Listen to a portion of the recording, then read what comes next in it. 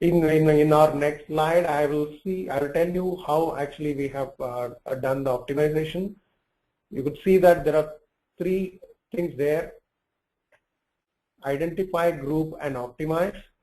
So identification of requirements we discussed in the previous slide, and business process which share similar set of data or similar test data type, and the dependency on other scripts. When you actually work with that's nothing but the preconditions that we discussed in the previous slide. So all these things have to be grouped together. That could be a direct data injection, or that could be the group could be like, some of them will need multiple database references, and some of them need masking of data, and some of them will require a certain level of manipulations or customizations before it is actually being used. So, but by this way we group the requirements, and then optimization is a method wherein we can automate the tests, we can tag similar data, to identify whether you can create a query so that, when the business user wants to execute some of their test cases, they can use the queries which are pre-built earlier to fetch the data by themselves. So by this way, we help a lot of UAT testing as well, using the optimization model. So now I wanted to show you an example, and that's the next slide. So this example is about a real-time condition wherein we see that there are multiple workflows, and how we optimize, and what is the kind of effort saving that we create out of this. So if you look at this slide, there are buy and sell transaction with 3 different risk profiles or 3 different customer profiles. So all we need to do is to test for each risk profile the buy and sell transaction in a USD currency. And there are various validity and settlement combinations given. So when you actually work out the optimization process, we are trying to identify and group how many number of unique queries or unique set of queries will be required to identify the whole set of data for this particular requirement. So the optimized requirement shows that there is a path given, and there will be totally 54 different scenarios, but we will just need 3 different queries with conditions of unique risk profiles. So 9 different scenarios are derived for 1 risk profile and 1 transaction type. So on the whole, for 54 different scenarios, you just need 3 different queries. If you look at this picture says that 1, 4, 5, 7, and 10, which is one of the flow or one of the scenario flow. So that is nothing but for risk profile 1 using the USD currency is doing a buy transaction with a validity of good till date and a normal T+2 settlement.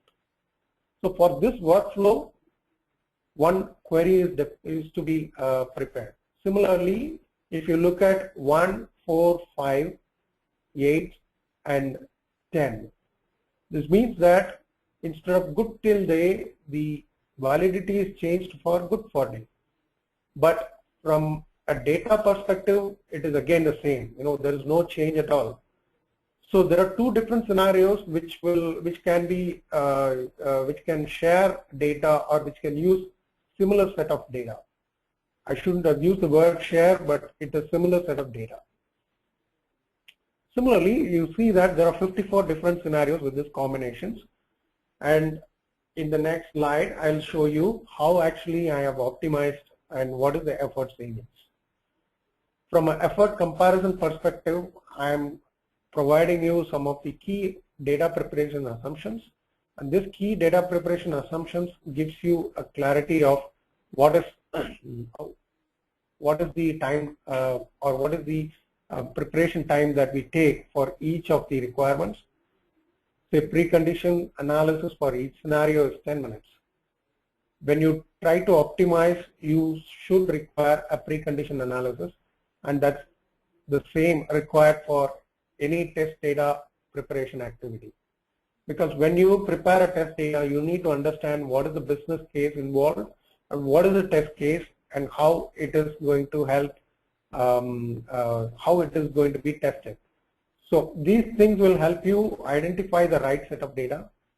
I'm giving 10 minutes per scenario or an end-to-end workflow.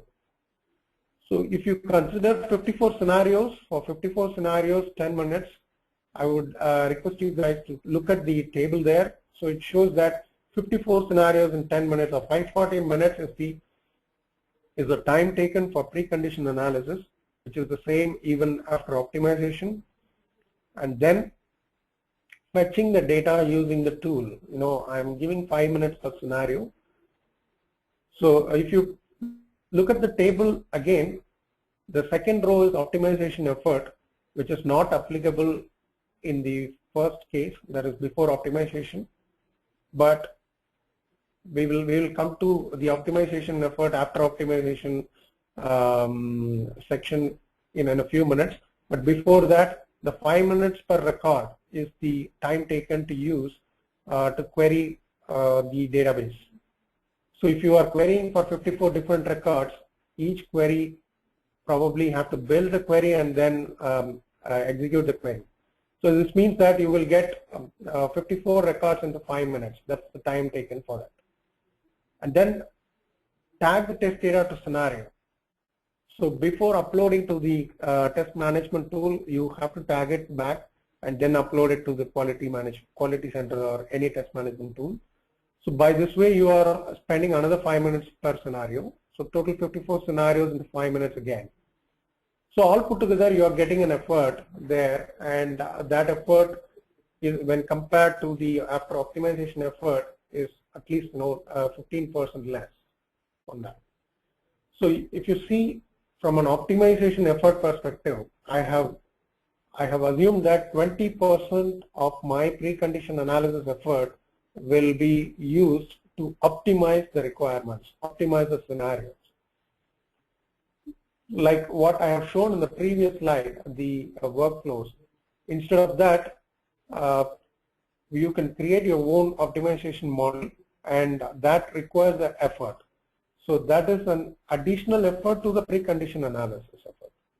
So even with that effort, when you actually use the optimized queries, you're saving around 15% of time. Moving on to the next slide, I'm just showing, so I'm in the next slide, I'm showing you all one of the best practices that we have followed in test data optimization. So you could see that the test data plugin team is the team that is required for executing the test data requirements from various teams. So this is a centralized team which helps understand the requirements from various testing teams or various test module owners, and then this module owners will provide the request in an understandable form along with the requirements and along with the test case. So once you receive the requirements, your deep-in team or the data plugin team analyzes the data requests completely, and once the data requests are understood, they would decide whether it requires a direct plugin using the data plugin tool, or you may probably have to customize the data. That is finalized first. If it is a direct plugin, then use the deep-in tool to build the query and fetch data from the data source. This data is then tested, or this data is then reviewed for the compliance checks. So this data requests, once reviewed, is then pushed into the test management tool using the adapter. So that is one way. And the second way is that once you decide that an optimization is required or customization is required, you fetch the data using the data plugin tool. then the team will do the relevant customizations. I'll give you an example for customization. It is like testing a loan payment, the final payment of a loan. So what you normally do is you open up a particular script to create a loan, and then that loan will have a term attached to it for EMIs. So probably you wanted to test after 20 years the final payment is done and how the apportionment has come up with, whether the loan is properly closed or is there any additional interest payment done. In order to verify that, you may have to run or age the loan record for 20 years and make sure that the record is ready to test the test case for the final payment. So you run the number of batches for that particular record and age that record, or you change the data in the backend using your test data source access. Once that is done, the customized data is sent back to the review team. The review team looks at it at various angles to ensure that the compliances are all met. Once they confirm that the record is compliant enough, it is pushed into the data management tool. Then the test team accesses the quality center tool, and this entire process will be completely a black box to the whole team, testing team. So the testing team will actually make sure that they just see the test script and the data tagged to the script and keep executing.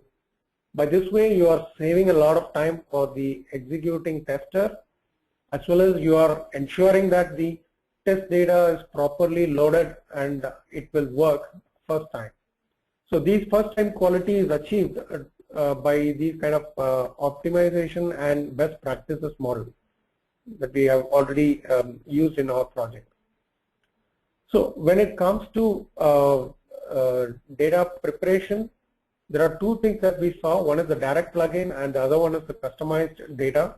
The third one is ad hoc data based on any request. The test team uses the Deepin tool and picks out their own data to ensure that the same test cases are done again or executed again to make sure that a particular defect is fixed. So one of the other best practices is to provide two sets of data for a test case, so that if one fails or if you need to replicate a particular failure, you use the other set of data to execute it. So during complex scenarios, these kind of standardized model and these kind of best practices support the entire project and reduce a lot of effort for test data. So the next thing on this is that to see what kind of benefits that we achieve out of this. Now the industry says that almost 30% of data are due to defects and 30% of data is due to using improper test data. So improper test data in the sense the testers contribute to it, and the people who uses the data contribute to it, and the database itself contributes to it. So when it comes to proper test data, we should ensure that the test database is held in proper sanity and the integrity is not spoiled.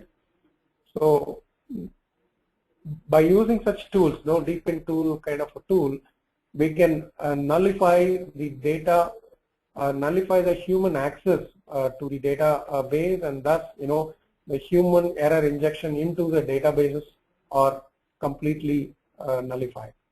In addition to that, the manipulation of data or any kind of an update or change of data which has already been used is also completely controlled. And the tool is certainly searching the database based on queries.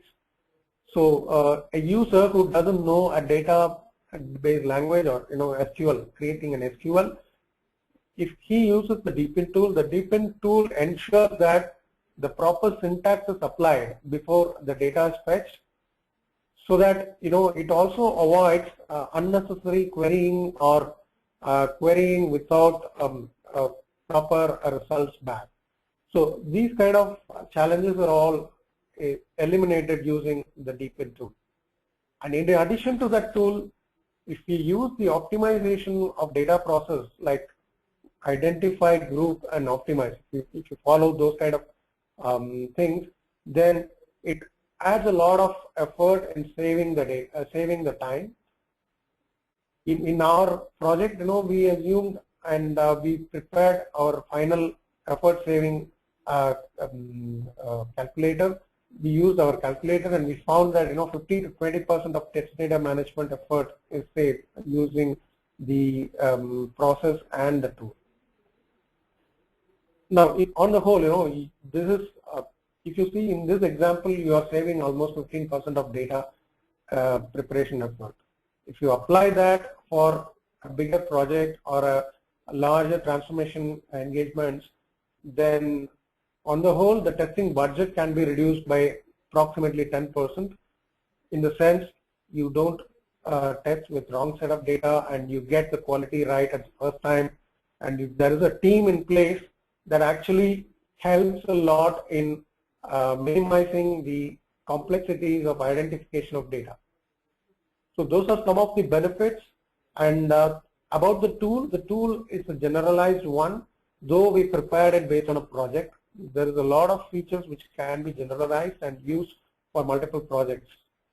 So if you see, the GUI is a portion which is developed in a normal Java front end, and that can be actually used to multiple projects if you actually parameterize your tables and data sources. Though there is a slight modification required in the front end, but still there are a lot of reusability that you can find with that particular tool. So with that, I probably coming to a close of this presentation, and I am throwing this for open for questions. If there are any questions, let me know and I will answer it. Thanks for the insightful presentation. Let's quickly take up the questions. I request you to read out the questions and their answers so that all our users may listen to the insights. Are you able to access the question, Prince? Yes, I got a question here. It is 20 to 30% of test data only comes from production. So what